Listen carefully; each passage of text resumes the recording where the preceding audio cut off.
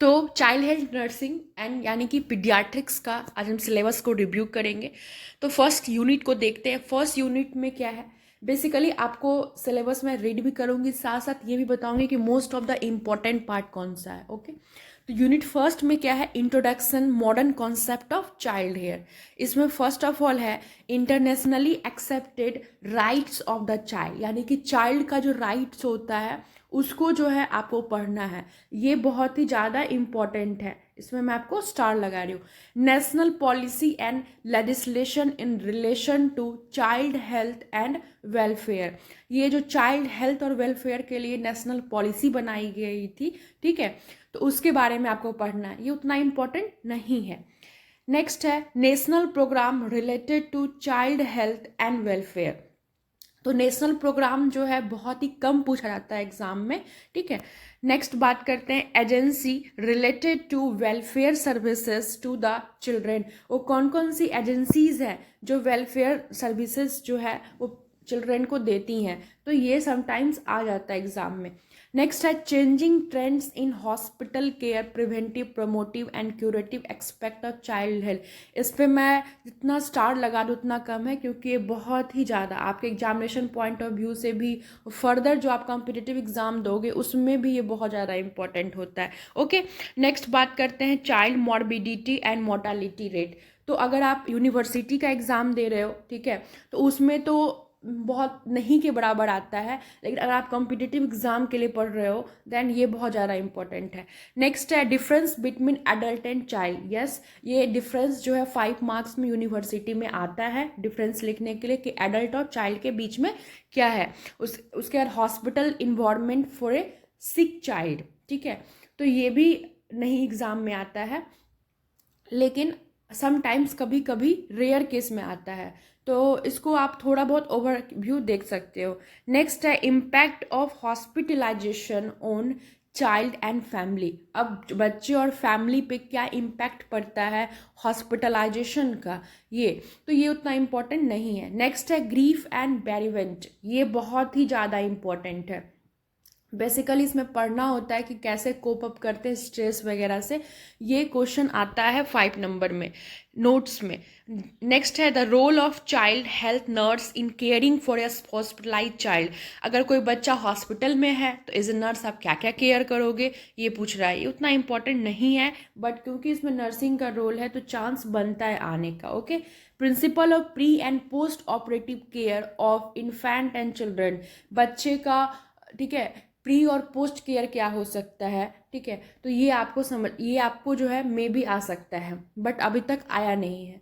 Next बात करते हैं चाइल्ड हेल्थ नर्सिंग प्रोसीजर की, ठीक है।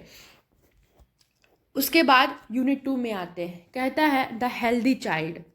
तो principle of growth and development, मैं आपको बता दूं यूनिट 2 में जो जितने भी सारे टॉपिक्स हैं यूनिट 2 में, सारे जो है मैं सारे में स्टार लगाऊंगी। क्यों? क्योंकि सारे जो है इम्पॉर्टेंट हैं। 2-3 टॉपिक को छोड़कर ये सारे टॉपिक्स से एग्जाम में क्वेश्चन आते हैं, फर्दर कम्पिटिटिव में भी बहुत क्वेश्चन आते हैं। ओके, तो फर्स्ट है principle of growth and development. Growth and development का प्रिंसिपल लिखना most most most most important. Okay, उसके बाद factors affecting growth and development, ये भी क्या है, बहुत ही ज़्यादा मोस्ट मोस्ट इम्पॉर्टेंट है। जितना भी ग्रोथ एंड डेवलपमेंट का जो इंट्रो पार्ट है वो बहुत इंपॉर्टेंट है। नेक्स्ट है growth and development from birth to adolescence, ठीक है, बर्थ से लेके एडोलेसेंस तक ये क्या क्या डेवलपमेंट होता है। तो ये अगर आप कंपटीशन पर्पज से देखो तो इम्पॉर्टेंट है, बट यूनिवर्सिटी एग्जाम में उतना नहीं पूछता है। नेक्स्ट बात करते हैं the needs of normal children through the stage of development and parental guidance. एक जो बेसिकली ये कह रहा है कि जो स्टेज ऑफ डेवलपमेंट है या फिर जो पेरेंटल गाइडेंस है, ओके, तो उसमें क्या एक नॉर्मल बच्चे को नीड होती है, ये नहीं पूछता है एग्जाम में। उसके बाद बात करते हैं nutritional needs of children and infant. तो इसमें जो है सबसे ज़्यादा जो है मोस्ट इम्पॉर्टेंट वो है ब्रेस्ट फीडिंग, ठीक है, उसके बाद आर्टिफिशियल फीडिंग या वीनिंग। तो सबसे ज़्यादा एग्ज़ाम में जो आता है वो ब्रेस्ट फीडिंग आता है और वीनिंग के बारे में आता है, वो बहुत ही ज़्यादा इम्पॉर्टेंट है। नेक्स्ट है बेबी फ्रेंडली हॉस्पिटल कॉन्सेप्ट। तो बेबी फ्रेंडली जो हॉस्पिटल कॉन्सेप्ट है वो आपको इम्पॉर्टेंट है, वो 5 मार्क्स में शॉर्ट नोट्स में आते हैं। एक्सीडेंट काउज एंड प्रिवेंशन ये नहीं आता है, but you should study about this. उसके बाद value of play and selection of play material बिल्कुल भी नहीं आता है। नेक्स्ट आता है prevention, immunisation and programmes and cold chain. इसमें अगर सबसे ज़्यादा इंपॉर्टेंट है तो 2 टॉपिक, प्रिवेंशन इम्यूनाइजेशन, एक है कोल्ड चैन।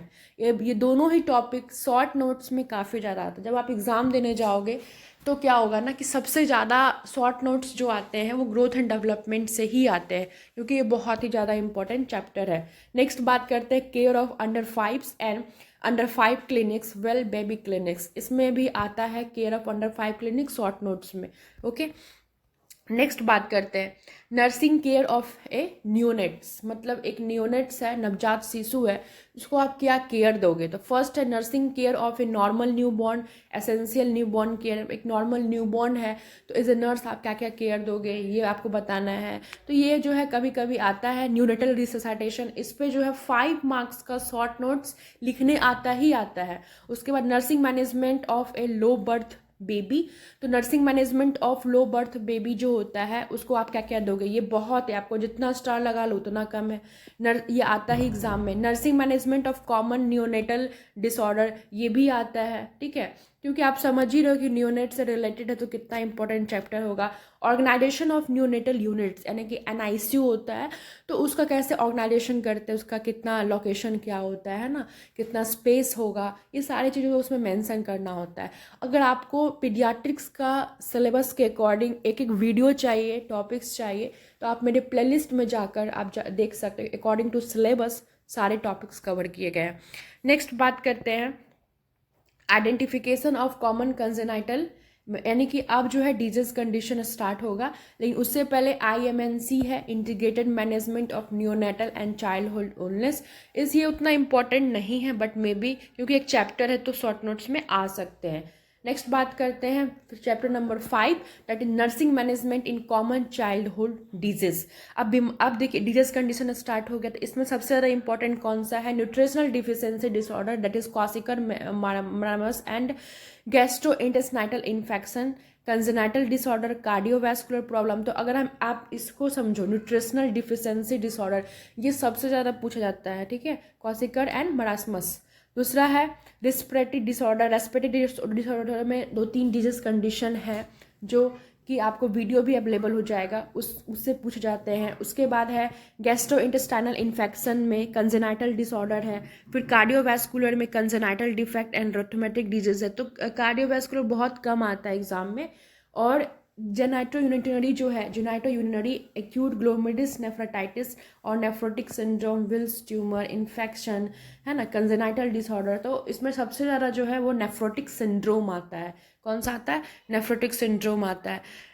देखिए डिजीज कंडीशन में क्या है ना कि एग्जाम का ऐसा पैटर्न चल रहा है कि कोई भी डिजीज, क्योंकि पहले क्या होता था कि जो बहुत ज़्यादा फेमस ऐसे नेफ्रोटिक सिंड्रोम ये सब देते थे, लेकिन अब डिजीज कंडीशन में थोड़ा सा ये चेंजिंग आ रहा है कि कोई भी डिजीज कंडीशन वो उठाकर दे रहे हैं। सो मैं डिजीज कंडीशन में मेक श्योर नहीं करूँगी, बट जो मैं आपको पहले चैप्टर वाइज जो बताई हूँ, जो इम्पोर्टेंट है, जो बहुत ज़्यादा इम्पोर्टेंट है, वो बहुत ही ज़्यादा आप पढ़ के ही जाना एग्जाम में। उसके बाद बात करते हैं ये न्यूरोलॉजिकल इन्फेक्शन एंड डिसऑर्डर की। तो इसमें जो है कन्वल्सन, इपिलेप्सी, मेनिंजाइटिस बहुत ज़्यादा इंपॉर्टेंट है। हाइड्रोसिफेलस, स्पाइनल बाइफिटा, ये सारे 4-5 जो हैं वो सारे इंपॉर्टेंट है। उसके बाद बात करते हैं हेमाटोलॉजिकल, यानी कि ब्लड डिसऑर्डर, जैसे कि anaemia, thalassaemia, ITP, leukaemia, haemophilia. Anaemia आता है, ठीक है। तो इंडोक्राइन डिसऑर्डर में बात करते हैं जुवेनाइल डायबिटीज मेलाइटस, और ऑर्थोपेडिक डिसऑर्डर में क्लब फुट और hip dislocation, basically club foot आता है।